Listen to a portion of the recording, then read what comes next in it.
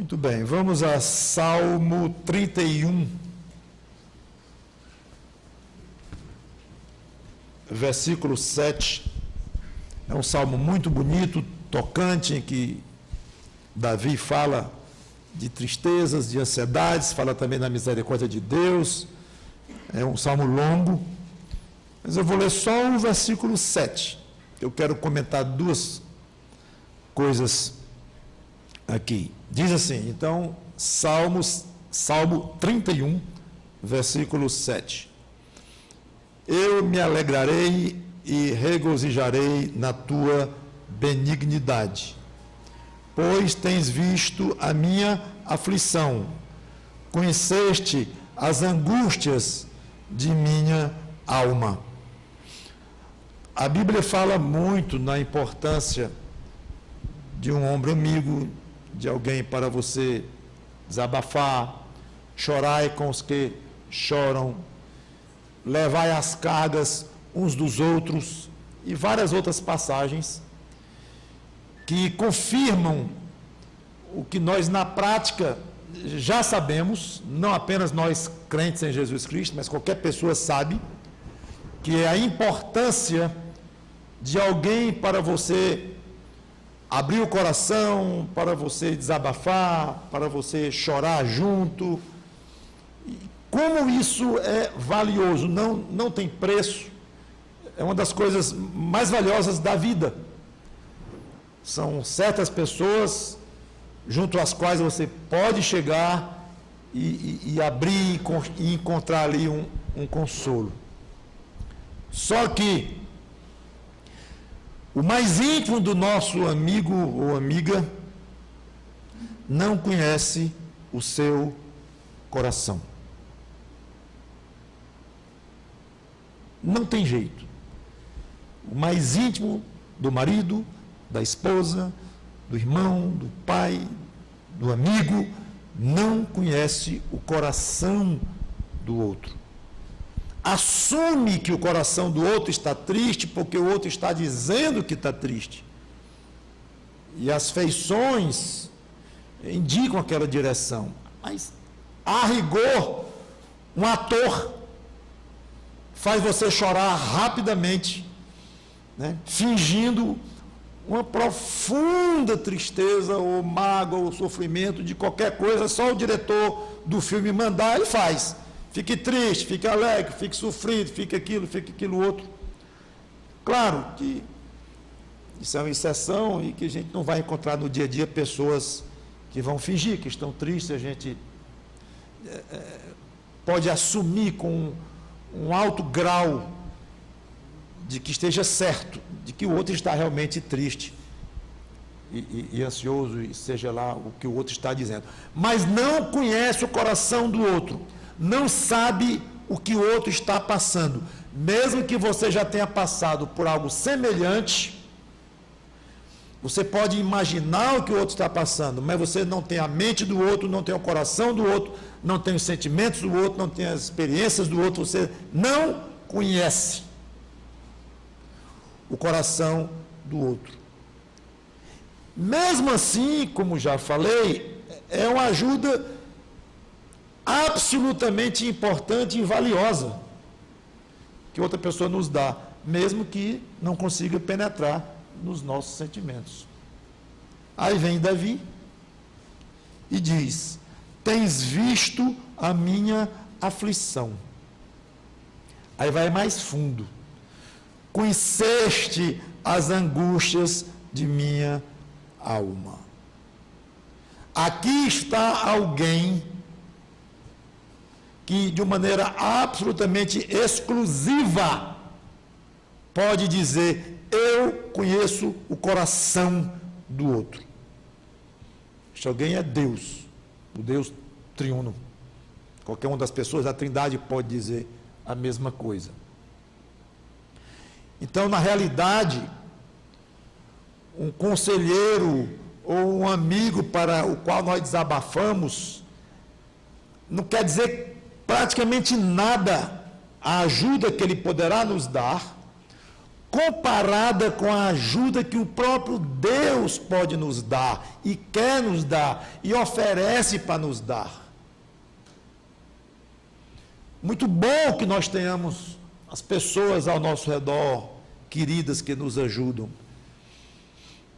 Mas você junte 100 amigos íntimos que não chegam perto do peso de consolo, de ajuda, de entendimento do seu problema.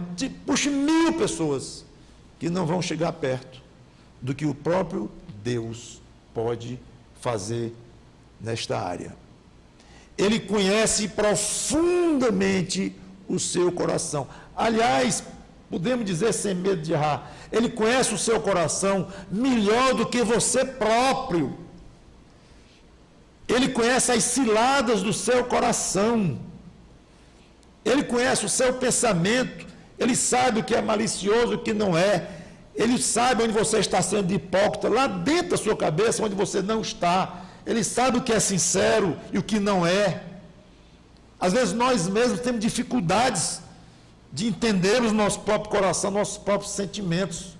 Nós mesmos. Deus conhece tão profundamente que Ele ultrapassa a nossa própria capacidade de nos conhecer. Se esse Deus fosse um Deus perverso, um Deus malvado, um Deus sádico, estaríamos liquidados pelo que Ele conhece de nós, pelo que Ele poderia fazer contra nós. Mas é exatamente o contrário, é um Deus altamente amoroso, benigno, bom, que só quer uma coisa, o nosso bem e nos ajudar. Então nós sabemos que temos esse Deus, com esse poder de entrar no nosso coração, e com essa vontade de nos ajudar, irmãos, só isto é de um valor tão grande que eu acho difícil nós conseguirmos alcançar. Use mais este Deus maravilhoso como seu conselheiro, como seu confortador, como seu consolador, como Jesus Cristo se auto-chamou de consolador, quando ele disse que o Espírito Santo que ele ia enviar seria o outro consolador. Por que outro? Porque Jesus estava aqui na condição de primeiro consolador. Então, é consolador o nosso Deus. E não sei, às vezes talvez a gente valorize mais a opinião de um pastor, ou de um psicólogo, ou de um teólogo, ou de um psiquiatra, eu não sei. E tem seus momentos de ouvir cada um desses, mas às vezes nós já damos muito peso em cima de outro ser humano. Contar com as ajudas de pessoas ao nosso redor é altamente válido e é sábio, mas nunca ao ponto de nós invertermos quando comparamos com o nosso Deus.